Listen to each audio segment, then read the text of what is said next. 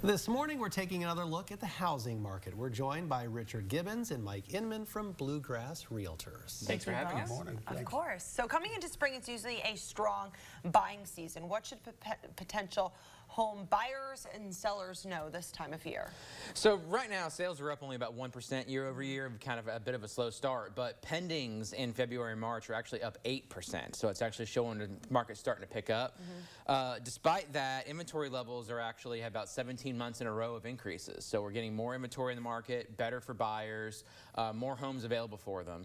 And the days on market is actually up to about 57 days, but that's a little misleading because if you're in that first-time home buyer under median sale price range, it's much, much, much lower. You still need to be pre-approved. You still need to be ready to move quickly. Probably still going to deal with some multiple offers.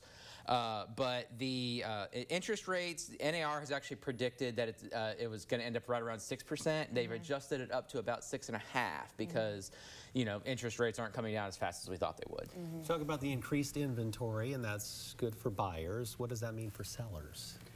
Well, the thing for sellers is they need to expect that their houses might stay on the market just a little bit longer because there's more inventory. Buyers have just a little bit more time, particularly in the luxury market. But if you're in the under median price, as Richard said, you're going to have to move pretty quickly. We highly recommend that buyers, you know, as you start thinking about the buying process, get pre-approved. That does a lot of things for you. One is that when you find the right house, you're able to move quickly on that house. The other thing is that you're not looking at houses that you can't afford to buy because you're just kind of wasting your time when you're doing that. Yeah, we were talking about how Peyton Hinkle is in the market of trying to buy a home, and he's a first-time home buyer, and he went to a couple showings, and you basically have to, you can't hesitate, you can't sleep on it. You got to know immediately if this is the house for you or not, because sellers are getting multiple offers from his experience. Absolutely, yes. Yeah, still happening across all price ranges, really, but especially under median sale price. For the second time this year, flooding has been a big factor for, sadly, a lot of people. Tragic. What kind of impact is that having on the housing market?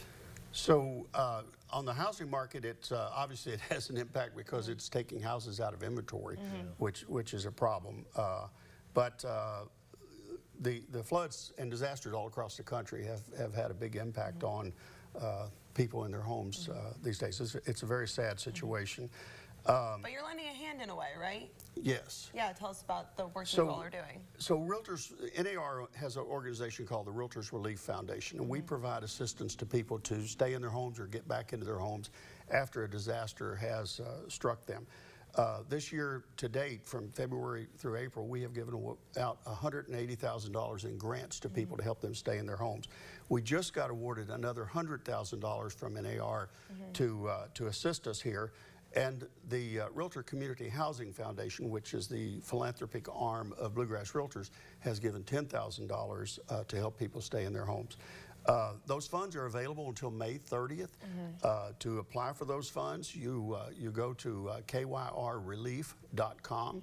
And you can fill out the application right on. You can do it on your smartphone or whatever. Our goal is to never say no to families in need. That's our goal. 100% of the funds that we use for Realtors Relief Foundation go to the relief. NAR picks up all the costs. Actually, it's a misnomer to say NAR because Bluegrass Realtors and Kentucky Realtors and NAR pick up the cost. It's realtors who are out there helping people fill out the applications and make the request for the grants. And you said what date do they have again until? May 30th. May 30th.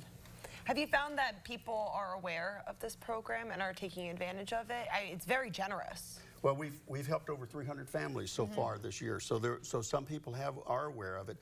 We have a 38-county area within Bluegrass Realtors, and almost every county we have homes that were damaged or destroyed as a result of the floods. Devastating. But you do bring some good news, you know, this morning, so that's, we'll end on a positive. At least things are kind of looking up. And my wife is in real estate, and I know that she's been awfully slow lately. Every time I go home, she's there. You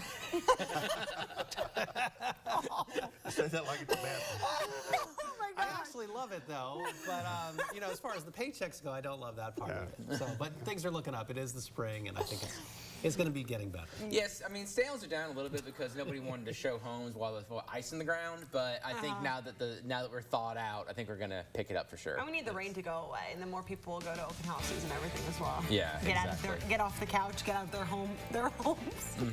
Well, honestly, it's a very good time to buy. The interest rates, I know people think 6.5% is high because at one time it was 3%, but 6.5% historically is a very good rate, and it is a good time to buy. And, you know, it's like when you plant a tree. The best time to plant a tree was 20 years ago. The second best time is now. Now's the time to buy a house. The house I'm in is 2.99%. We were spoiled. That's a fact. And like you said, 6.99. 6.5 right 5. I mean, it's been way, way worse than that. Yes. So anyway, I cannot wait to get home today to see my wife. That should go well. We cannot thank you both enough for being with us this morning. Well, thank you for having me. She's a little upset. We have 30 more minutes of news and Paul's shenanigans after the break. My foot in my mouth.